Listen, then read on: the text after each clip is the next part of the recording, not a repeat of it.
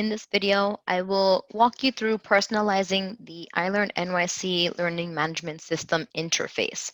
There are 3 sections that we will go into personalizing.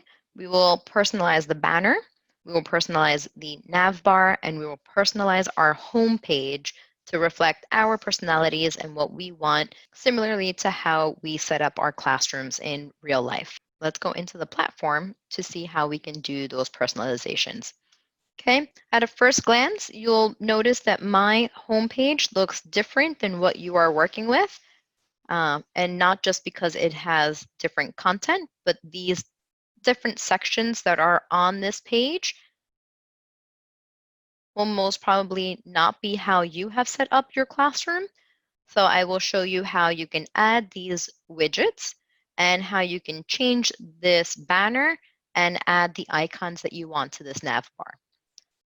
So the first section I want to go ahead and start personalizing is this banner. And you know that your banner is present because you'll see a picture with some text on it. If you do not have a banner, you can scroll to the bottom of your home page. There you will see these 3 dots. And if you click on them, there'll be an option to display homepage banner. Once you do that, you will have to scroll back up and you will be able to see your banner.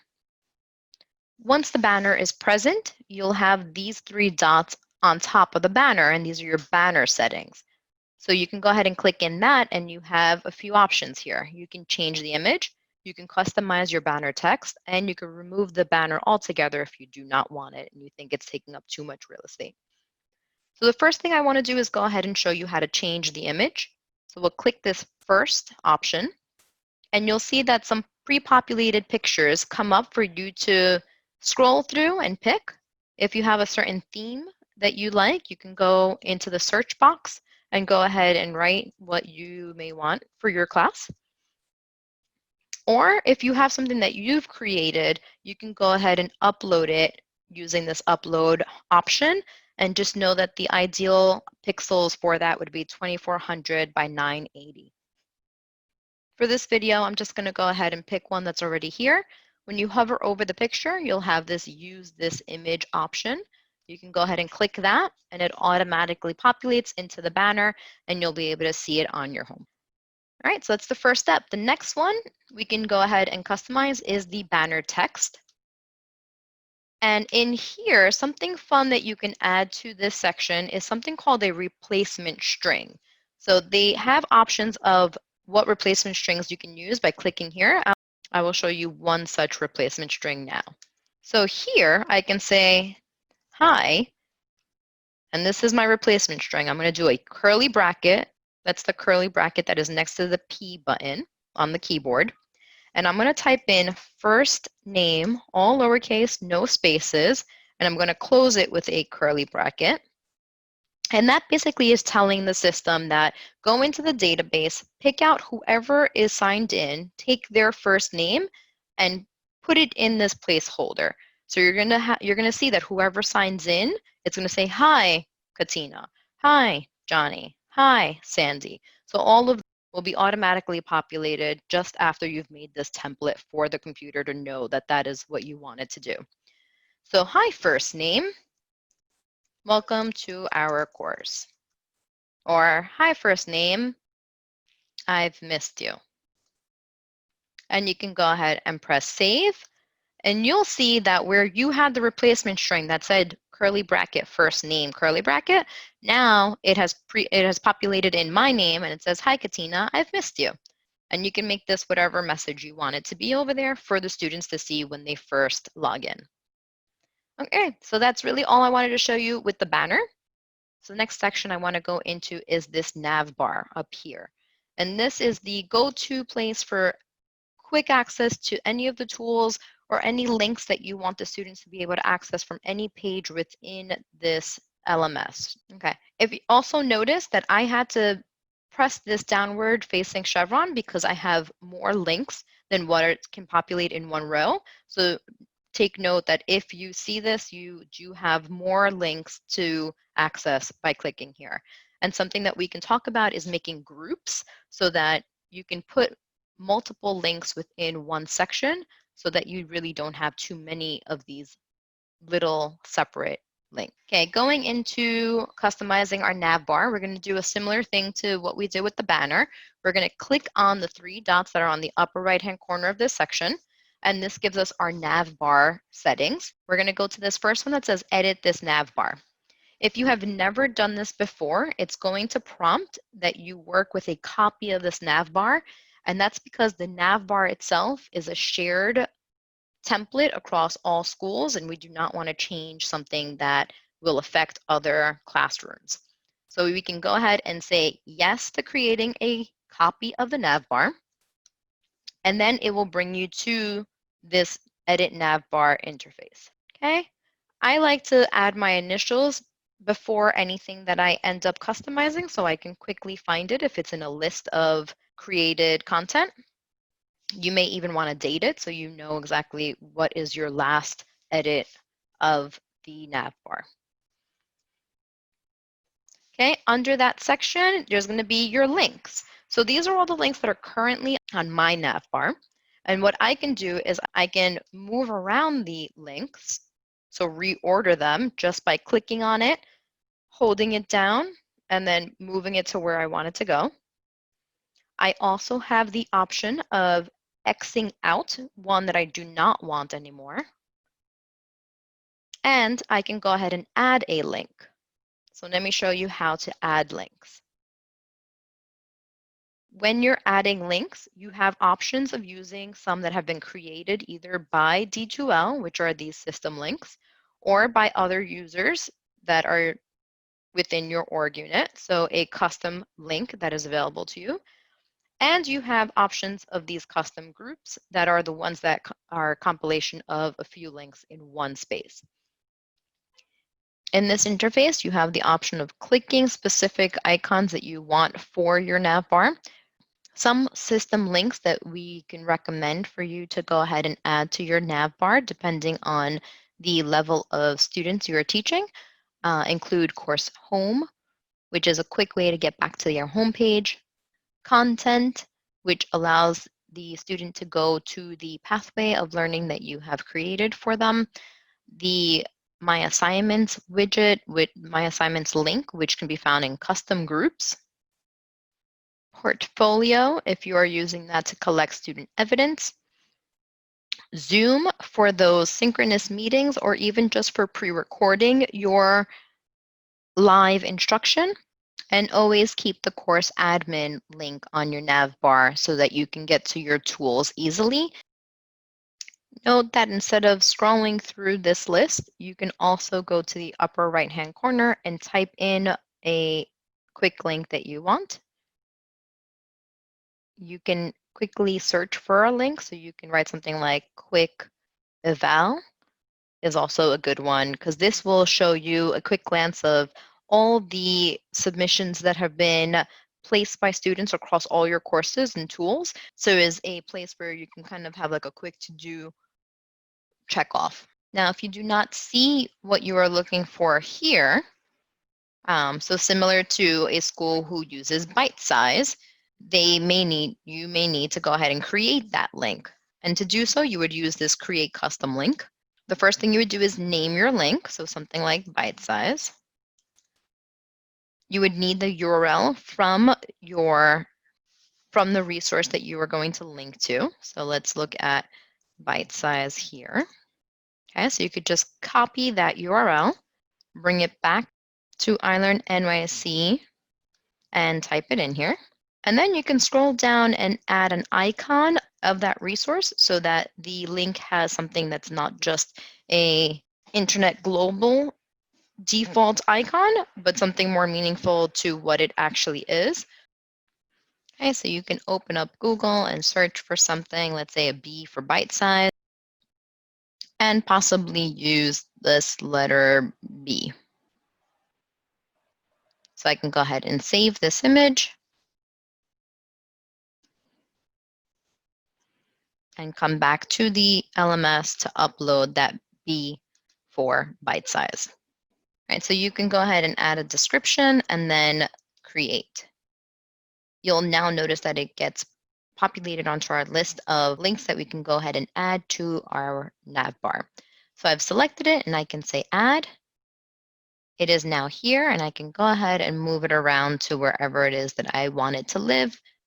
Okay, so that's it. So once you're done adding the links that you want to your navbar, you can go ahead and save and close. And you'll see that now your navbar is populated with the links that you want for your students. And again, remember that there might be 2 rows of icons. Okay, the last section that I want to go ahead and show you how to customize is this homepage section, which has all these little, what are called widgets. So each one of these widgets has its own functionality, and it will be up to you as to how to lay out all of these sections so that you can organize your homepage the way you want it to be organized for your students.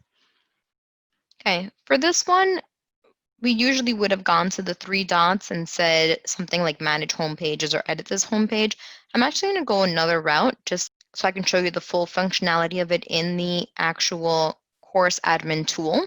So I had mentioned to leave your course admin tool here because it will be your go-to link to get to all the other tools within the LMS. So I'm going to show you that route to go ahead and change your homepage. So when you get to the course admin section, you have 2 ways of sorting information, either category or by name. So by name, it was just an alphabetical listing. By category, it's by section. So if you're looking for home pages, it would be under that site setup, and we would go ahead and just click right into it. So we're going to go ahead and personalize our homepage in 4 steps. The first step that I want us to go ahead and do is creating, again, a copy of the current one that is there, because the current one, again, is a defaulted, shared out homepage across multiple schools and classes. So you will see that your active homepage most probably says default over here. So it would actually look more like this for you. And your default homepage is this first one that says course homepage by Aaron. So what I would want you to do to start this process, if this is the first time you are doing it, is go ahead and click that downward facing chevron and say make a copy. When you do that, you're going to see right below course homepage by Aaron, you will now have a course homepage by Aaron copy. So we're going to go ahead and work on this copy to make our personalization come to life. And then we will end up making sure that that is the active homepage that is applied at the end. So first step, we made our copy. We're going to go into the copy and we're going to take a few steps. The first one here is just name it. So similarly to before where I said name it something that you can find easily. So maybe KL June 2020. And I can add a description. And the first step is really just pick out your layout. So this is similar to if you've ever worked with making a newsletter or a newspaper, just picking out what your layout is going to look like and what sections you will have on your homepage, and we can bring in the widgets to those sections. So currently you should have this basic one where you have a larger section on the left and the smaller column on the right. You do have options of putting something that looks like footer and header. You also have something that can give you the 5 panels with the 3 in the middle. Just be careful with things with 3 across because then they don't look as nice on certain devices. So if you go ahead and click that, you'll see that it gives you a little warning that this may not work so well on smaller devices. So I'm going to go ahead and change back to a 2-section layout. Okay, I actually do like this basic one, so I'm going to leave it the way it is. And at this point, I know that there's another section here, but I want you to actually pause here. So just name it, pick out your layout, and save and close. Okay, you're going to see that it was successfully created, and we will come back to this to go ahead and edit the widgets. To be able to edit those widgets, I want to make sure that you know what widgets you want to add to your layout. So this separate section here, this tab right next to the homepage tab, is your widgets tab. So we're going to click on that. And similar to when we were in the navbar, we have custom widgets and system widgets. System widgets are the ones that are created by D2L and given to us to use. And then the custom widgets are widgets that have been created by users that are using the platform. So some of the system widgets that you currently have are the announcements and the activity feed. You can also choose to put in there a course overview, that will, and you can always go over to this little icon here on the side, give you a preview of what the widget does. This will allow you to see throughout the week who has signed into your class and what has been submitted for the day. So this is a quick little glance as to kind of the quick statistics of what was going on within that week. Okay, some other suggestions that we have are actually in the custom widget side. So here, a custom widget that was actually made by D2L but is created for us specifically is this Content Nav widget, custom widget by D2L. This one here gives you a running list of all the units that are in this course and how much of the content has been visited. The last one that I want to show you and suggest that you use is this contact info widget. So you can see a preview here. It says, "Hi, Katina," and hopefully that reminds you of the banner. This is going to be a replacement string. And it gives information as to how to be reached. But as you can notice, this is someone else's information. So even though this was custom made for us, it's not custom made with our information. So I want to show you how to take a widget that has been created and customize it to be the information that you want to show on your page. So I'm going to close the preview, and I'm going to use the second button that says Copy Contact Info. Again, we don't want to use this specific contact info widget because it is shared with other people. So we're going to make a copy of it. It's going to prompt if you do want to make a copy, and yes, we do. You're going to see that it gets populated right under contact info. And now we have the option to go ahead and edit this widget by clicking on that pencil that was in the middle of all the others. And we're going to scroll down. First thing, again, just good to get into the habit of changing the name first. When you're naming this one, because the naming of the widget shows up right on the home page, I'm actually not going to suggest that you do your initials here unless you want to, but this will be visible to the student. So if you do end up using your initials, just know that that is something that is visible when the widget gets added to your home page. So I'm going to say something like, "Want to contact me?" And you can add a description as to what this widget will be. Now, the next tab over is this release condition, and that is a separate video on our website. So please check release conditions on iLearnNYCDOE.org. This basically is going to allow you to have this widget only be shown based on a certain condition. If a certain condition is met, then this widget will appear on the home page. I'm not going to add any release conditions to this one because I always want it to be available to all my students and at all times. So the third tab over, which is content, is the one that I'm going to work in now. Okay. Also, something that is another video on our website is this HTML editor. But just to quickly recap, with this HTML editor, you have a slew of options to insert stuff. So something like adding a video note of yourself where you're giving the information in a video. You can insert links if you want to link out to something.